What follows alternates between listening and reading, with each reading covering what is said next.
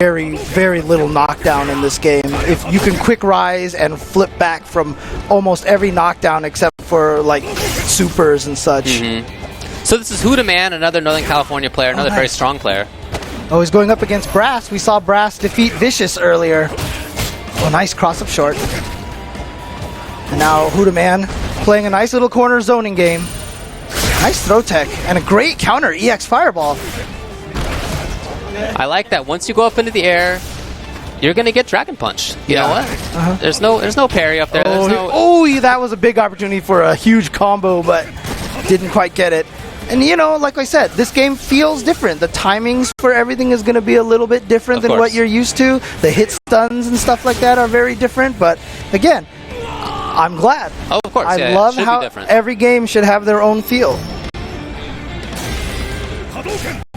So Hudaman taking the first round.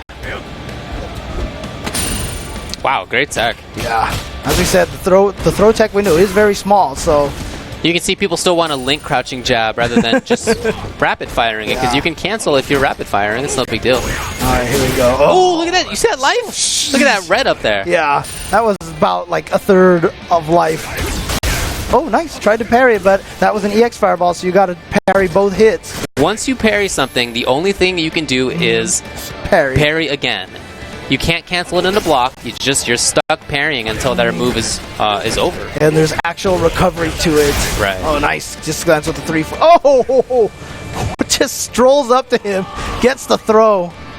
And again, the throws are really important. But another thing too is that because the stun bar, so you'll notice that once you stop getting hit, the stun bar starts straining. And it starts straining much quicker than it did in Street Fighter 4. Street Fighter 4, when you saw it in training mode, it would stay in place for a little bit, and then it would start draining. Yeah. So in this game, it starts draining pretty fast. So momentum is super important. Like, once you start building that stun bar up, you want to go in and just keep hitting them. Because, as we mentioned, the stun bar fills up fast, and then once you get him dizzy, I mean, I don't think there was a time that we were dizzied last night and then we didn't die afterwards. So. Yeah, pretty much. All right. So Brass doing a good job there with the uppercut. But again, good throw techs. Oh, he tried to uppercut, just a little too late. So Hudaman, you see him throwing out those standing jabs to fake the fireball a little bit. Trying to bait Brass into jumping. That stand short seems pretty good. We saw Peter use that quite a bit too. Nice uppercut. Again, great uppercut, great counter. Brass playing the fireball game pretty well here. Now you'll notice when somebody blocks a normal attack, they get a little bit of white stuff on the end of their life. That stuff will hang out until it either goes away because you're no longer being pressured, or until you get hit, in which case you lose it. So it can really, if you block too much, you're at big risk of losing a lot of life. Yeah, normals basically do recoverable chip damage. Yeah. Except for jabs and shorts. They look like they did not do any. That's true. So as long as you're hitting them with mediums and heavies, you can really put the pressure on, get the opponent really worried about blocking a lot. Oh.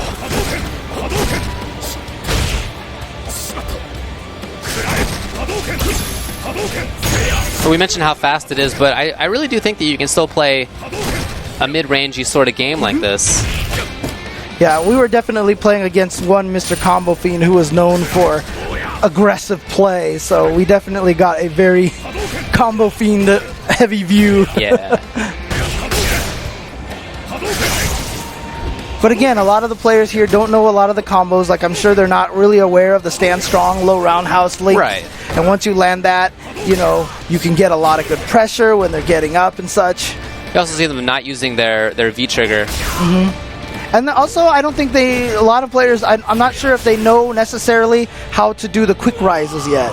So basically, it's hitting 3 punches for a quick rise or 3 kicks for doing a kick flip, basically. So you flip backwards You do back a roll. little. Yeah, you can also press down to get the little quick rise, and or back to get the back roll. Right.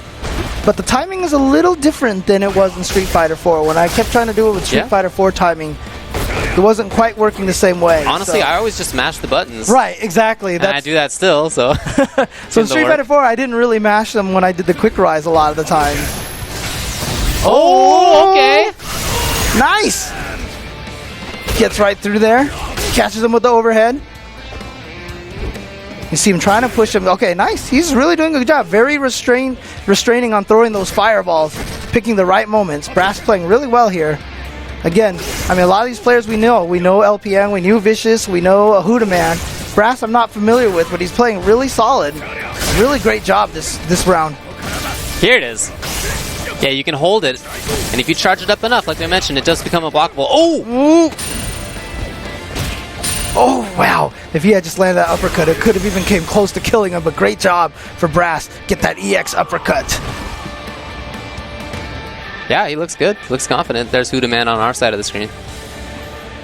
See the big crowd back there watching Street Fighter. Oh, you can see on the very right there, that is Mr. Richard Lee. Credit him for all of the awesome compilation videos from EVO and such. Really great filmographer, really great editor.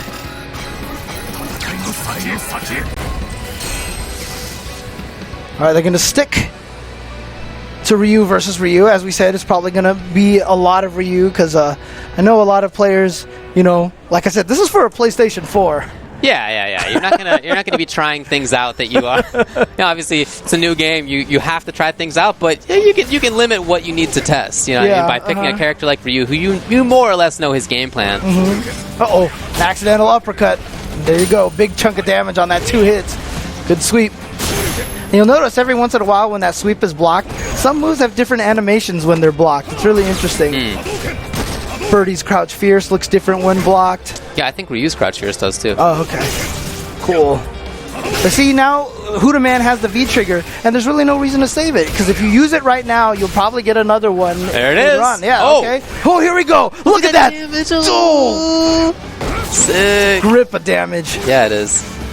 Oh, uppercutting the neon sign. No respect for the signage. You see how that V-trigger really turned things around for him? That one combo was 30% life.